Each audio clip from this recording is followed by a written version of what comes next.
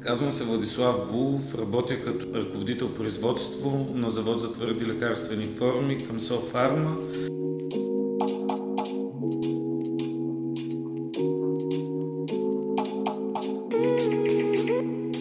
За поредна година участвам в инициативата "Гордея се с труда на моите родители".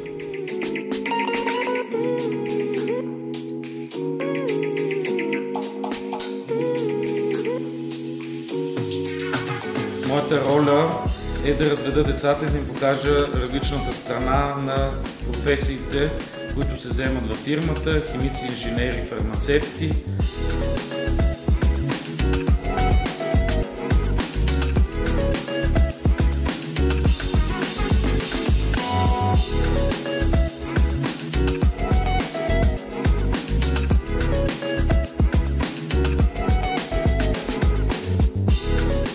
Аз се казвам Ива Дянкова и съм на 17 години.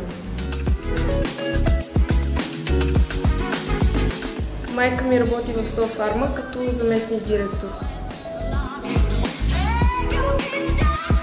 Не мога да кажа, че майка ми изглежда по различен начин тук и вкъщи. Тя си е една и съща, с разликата това, че тук командва повече хора. Още когато дойдох за първи път, хората тук ме запалиха по някакъв начин тази работа и бих искала и аз да се занимавам с това.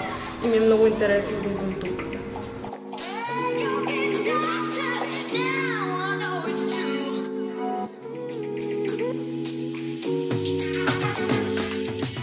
Едно от най-интересните неща, които видях, е в завода Софарма, това как се правят лекарства на машините.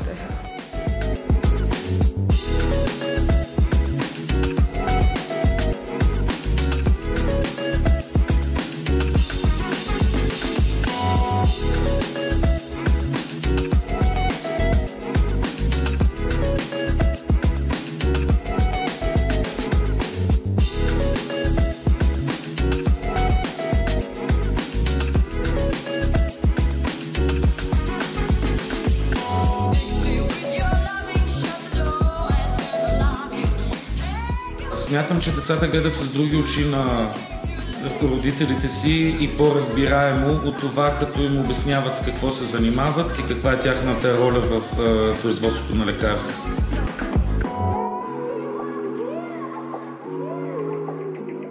Аз участвам в "Гордея се с труда на моите родители".